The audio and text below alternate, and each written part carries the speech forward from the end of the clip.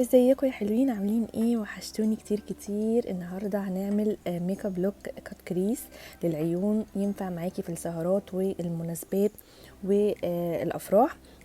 اول حاجه انا اخدت الواكس بتاع الحواجب وبدات احطه على حواجبي جزء كده واشبع حواجبي بالواكس كده. وبعد كده بالفرشه بتاعت السبولي ابتديت ان انا امشط شعر الحاجب وانيمه على ورا كده علشان خاطر يبان شكل الحاجب متسرح. وبظهر السبولي كده بدات ان انا الزق شعر الحاجب. بعد كده جبت القلم بتاع الحواجب بتاع شيك لام، الدرجه بتاعته شوكليت، وبدات ان انا اظبط اطراف الحاجب من ورا واحدد شكل الحاجب من ورا علشان يبقى شكله مظبوط. واي فراغات ابدا ان انا املاها بس من اطراف الحاجب اللي من ورا بس، علشان انا احافظ على رسمه الشعره شعره من قدام. بدأت أعمل شعرة شعرة من قدام كده على خفيف علشان يبان شكل الحاجب طبيعي.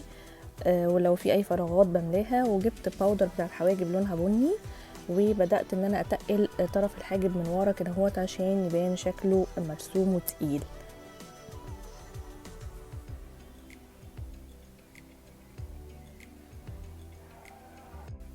بعد كده جبت الكونسيلر بتاع ال جيرل، الدرجه بتاعته فاتحه شويه، تقريبا كانت اسمها يلو او لايت يلو، المهم ان هي درجه فاتحه كده على اصفر. وبدات انضف تحت الحاجب بكميه قليله قوي عشان معكش الدنيا على الحاجب. والفرشه لازم تكون فلات كده ستريت علشان تقدري تمشي بيها خط حته حته كده تحت الحاجب علشان تقدري تظبطي ايدك وانتي بتنضفي. بعد كده البيوتي بلندر تكون مغسوله ومعصوره كويس جدا ما فيهاش ولا نقطه ميه. وبدات اخد كل الزيادات بتاعه الكونسيلر من تحت الحاجب. بعد كده جبت فرشه بتاعه حواجب مبططه كده ورفيعه خالص انجلد عشان اقدر ارسم بيها خط رفيع قوي وتبقى دقيقه معايا. وخدت اي شادو اسود وبدات ارسم زي كده بدايه للكات كريس كده عشان اقدر امشي عليها. الفرشه لما تكون رفيعه هتسهلك الرسمه علشان تقدري تطلعي خط رفيع بالشكل ده. وبعدين جبت بنسل براش، خدت عليه لون بني غامق علشان ابدا اموه وابتدي امشي على الخط بتاع الكات كريس اللي انا عملته. وتاخدي كميه صغيره، ما تاخديش كميه كتير عشان احنا مش مثبتين الكونسيلر، عشان لو خدتي كميه كتيره هتبتدي الاي شادو يطبع معاكي فمش هتعرفي تدمجيه. فكميه صغيره وتمشي بيها حبه حبه وتدمجي بيها واحده واحده. بعد كده جبت منديل مسحت اي زيادات علشان ابدا ادمج في اللون واموهه عشان يطلع شكله احلى. كده خلصت العين الاتنين ونضفت الفرشه من اللون البني الغامق وخدت بعد كده البني الفاتح علشان ابدا ادرج في اللون البني في الكات كريس بتاعي. وبرده حبه حبه امشي بنفس الطريقه اللي مشيت بيها باللون الغامق، امشي باللون البني الافتح شويه، اخد كميه صغيره وابتدي احط وادمج في نفس الوقت. امسح بقى الزياده بعد ما حطيت وابتدي اموه اطراف اللون البني الفاتح اللي انا حطيته في الاخر. خدي وقتك في الدمج علشان يطلع معاكي التمويهه شكلها حلو. بعد كده خدت لون افتح شويه برضو من البني الفاتح، احنا بندرج بنعمل درجات اللون البني، فخدنا بني غامق بعد كده بني افتح شويه بعد كده خدنا بني فاتح خالص كده مدي على اصفر او على بيج زي ما انتوا شايفين كده. وبدات احطه برضو فوق خالص فوق البني اللي هو الفاتح اللي انا حطيته تاني واحد، وبدات ان انا اموه وادرج في اللون وادمجه. كده خلصت العين الاتنين بالشكل ده. نقطع بقى الكات كريس بتاعنا بالكونسيلر اللي احنا استخدمناه نضفنا بيه تحت الحواجب حبه صغيرين على ايدك وبالفرشه كده هو تاخدي كميه قليله وتبتدي تمشي على كات كريس اللي انت عاملاه بحيث ان انت تقطعي في نفس الوقت ما تلخبطيش ولا تطلعي بره الخط اللي انت كنت عاملاه الاسود اللي هو في الاول. فايده الخط الاسود اللي احنا عملناه في الاول ان هي بيديكي اول حاجه سواد للون البني من تحت عشان تاخدي تدريجه غامقه من تحت، وفي نفس الوقت انت بتمشي عليه لما بتيجي تقطعي الكات كريس. وطبعا كميه الكونسيلر على الفرشه بتبقى قليله قوي علشان ما نعكش الدنيا ونطلع على الرسمه بتاعتنا. الميك اب ده عامله له ريل حلو قوي على الانستجرام، ابقوا شوفوها قولوا لي رايكم. بعد بقى ما اظبط ايدي واحط وبقطع الكات كريس كويس بالفرشه، ابتدي بقى ايه املى العين كلها بالكونسيلر علشان خاطر نقدر نحط الالوان من الفاتحه على الجفن المتحرك. دربي ايدك، الرسمه محتاجه شويه دقه، بس انتي لو انتي بتدربي نفسك مش عيب انك تغلطي ومش عيب انك تطلعي الرسمه في الاول مش تمام او مش مظبوطه، بس انتي محتاجه شويه تدريب. دربي ايدك على مسكه الفرشه، دربي ايدك انك تمسكي ترسمي اي رسمه انتي نفسك تعمليها، مش صعبه. هنا بقى اخدت البيوتي بلندر بتاعتي وبدات اخد كل الزياده اللي حطيتها من الكونسيلر، وخلي بالك وانتي بتسحبي الكونسيلر زياده عشان ما تسحبيش او ما تخشيش على قطعه الكات كريس. خدت بقى فرشه هنا مبططه وبدات اخد لون فاتح كده على بيج، وبدات ان انا اثبت الكونسيلر اللي انا حطيته عشان ما يخططش معايا. ولو انت بتنضفي بالبيوتي بلندر بتاعتك ودخلتي في الرسمه بتاعتك مفيش اي مشكله خالص، هاتي الفرشه اللي احنا كنا قطعنا بيها الكات كريس في الاول خالص اللي عملنا بيها باللون الاسود، وابداي ظبطي كده على خفيف اي كونسيلر دخل في الرسمه.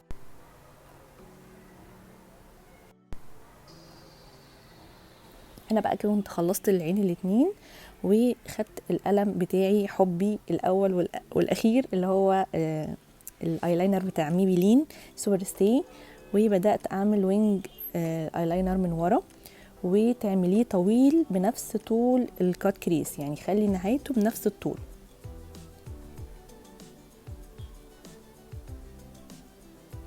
حاولي ما ترفعهوش قوي علشان الرسمه اللي احنا هنرسمها هتبقى محتاجه رسومات او طبقات تاني من فوق، فما تخليش الوينج من ورا نايم، خليه قصدي مرفوع، خليه نايم لتحت شويه. وهنا مديت الايلاينر على خط العين كله وبدات اظبطه. بعد كده بقى بدات ارسم زي حرف في كده فوق الوينج بتاعي بخط رفيع جدا، يعني ابدأي كده يعني خففي ايدك علشان تقدري تظبطي رسمتك. دخلت الفي في الكريس بتاع العين، يعني شايفين الكسره بتاعت العين فين، انا دخلت الفي تبقى ما بينها علشان خاطر لما تيجي تفتحي وتقفلي عينك تبقى الرسمه باينه، لان الكريس لما بتيجي تغمضي عينك اي حاجه في الخط دوت ما بتبانش مع فتحه العينين. وهنا بقى اخدت خط تاني كده من فوق، يعني عشان كده بقى قلتلك انك تعملي الوينج نايم شويه ما ترفعوش، عشان لو هنعمل خطوط من فوقيه يبقى فيه مساحه. بعد ما تخلصي بقى ابداي ظبطي، او لو انت عايزه تقلي او تتخني الخط براحتك. ده بقى الايلاينر الجليتر، هو لونه ذهبي، هو فيه منه الوان كتير. قلت كده نعمل اي حركه كده، رحت حطيت خط جليتر ذهبي فوق الايلاينر. انا بسكتش، انا ايدي بتلعب، بحب دايما الايلاينر، يعني بصوا مسكت برده هنا الايلاينر وابتديت احط في الكات كريس من قدام. هو انا اصلا كنت الميك اب ده كنت عاملاه رايحه فرح، فاللي هو يعني عادي مش اوفر، يعني محدش يقول لي ان هو اوفر. وهتلاقوني برده مسكته واستخدمته تاني تحت العين بس لما اخلص. جبت بقى هنا الكونسيلر بتاع ميبيلين وبدات ان انا اوحد بقى تحت العينين علشان نبدا نشتغل في العينين من تحت، وما حبيتش احط اي فاونديشن عشان الطبقات الكتير بحس ان هي مع الوقت بتكسر وبتخلي شكل الميك اب مش حلو. فانا كده كده اصلا وشي ما فيهوش تصبغات كتير، فاللي هو الحاجات البسيطه لو اي حبايه او اي حاجه دي اللي حطيت عليها كونسيلر، واكتفيت ان انا بالكونسيلر بس، يعني ما حبيتش احط حاجات اكتر من كده، اي غمقان اي لون مختلف وحطه بالكونسيلر. دي بقى البيوتي بلندر بتاعت شي جلام، كنت جايبه ست كده في 6 تقريبا، برضو تبقى مبلوله، ويعني انا غسلتها وعصرتها كويس جدا، وبدات بقى ادمج كل الكونسيلر اللي انا حطيته على وشي، وبدات ان انا افرده، يعني زي اوزعه كده على الوش كله بحيث ان انا اوحد لون البشره على خفيف.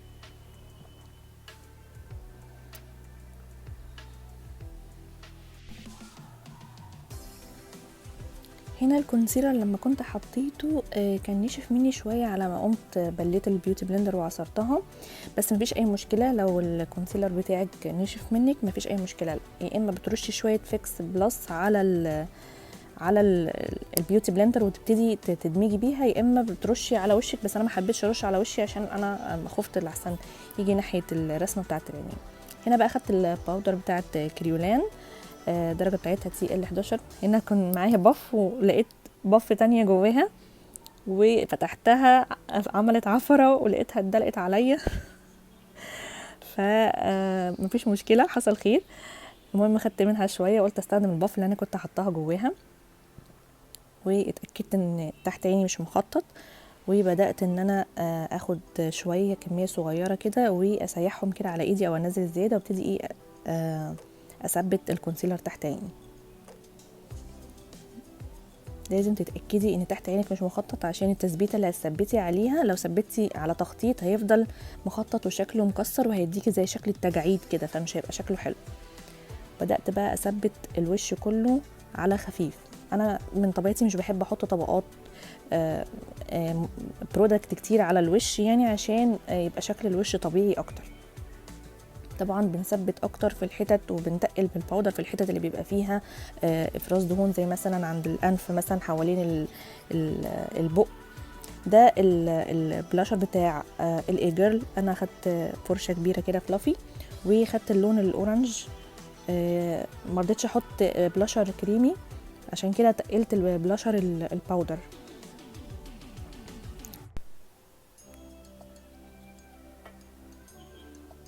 بحب امشي بالبلاشر كده على حبه في النوز كده عشان يبين لي كده ان خدودي ومناخيري كده كلهم لونهم احمر كده شكله حلو. بالباقي بقى في البراش حطيت في الدقن. بعد كده خدت البرونزر اللي هو البني او على خفيف كده من ورا كده من ناحيه الودين، حطيت حبه قليلين كده عشان ادفي اللون الاحمر ده، اهديه شويه.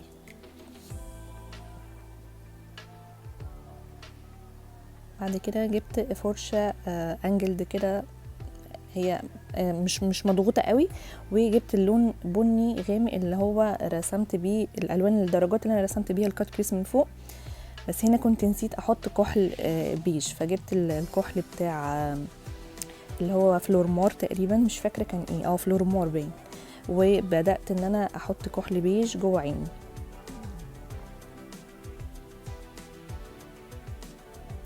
الكحل البيج دايما بيوسع العينين، لو حطيتي كحل اسود هيضيق لك عينيكي، فانا دايما بحب احط البيج جوه العين. بعد كده رجعت الفرشه بتاعتي تاني وبدات ان انا اثبت تحت الكحل باللون البني كده. هنا كنت خلصت العين الاثنين، خدت بقى البنسل براش وخدت درجات الالوان برضو اللي قلت لكم عليها حطيتها فوق. بدات ان انا ادمج الاي شادو من تحت وابتدي اوصله كده بخط الايلاينر من ورا.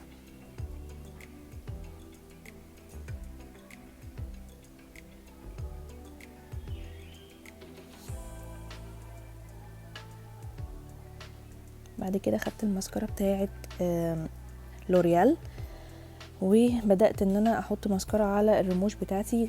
بحط طبقه خفيفه، ما بحطش كتير، يا دوبك بس ايه علشان اقدر احط عليها الرموش.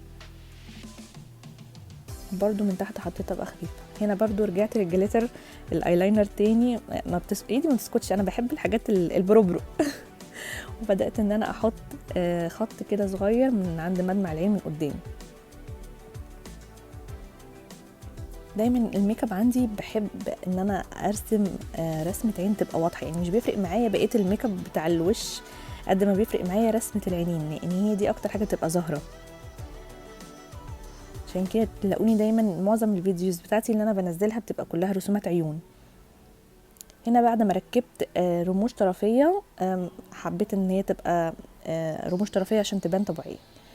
ده ليب لاينر بني عملت بيه كونتور او تحديد للشفايف. وبعدين جبت الروج بتاع ميبلين سوبر ستاي، الدرجه بتاعته 260، هي درجه كده مديه على شوكليت فاتح.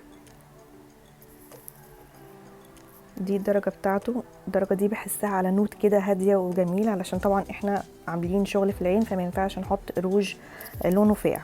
ده بقى الهايلايتر بتاع ويت ان وايلد، دي الدرجه الذهبي بتاعته، خدت منه بفرشه كده صغنونه وابتديت احط على عظمه الخد،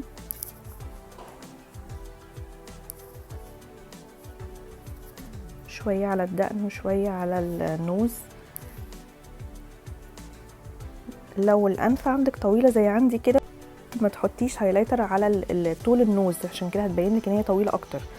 يا دوبك بنحط على الارنبه بتاعه النوز من قدام كده، وبحب احط كده في الجزئيه اللي ما بين العين من فوق. بعد كده جبت فرشه كبيره بتاعه باودر وبدات ان انا ادمج كل الباودر اللي حطيته بقى بالهايلايتر بكل حاجه. وده الفاينل لوك. يا رب يكون عجبكم، تكونوا استفدتوا منه. لو عجبكم متنسوش تدعموني وتعملوا لي لايك. هستنى رايكم في الكومنتس، واستنوني في فيديو جديد ومفيد مع نوني. باي.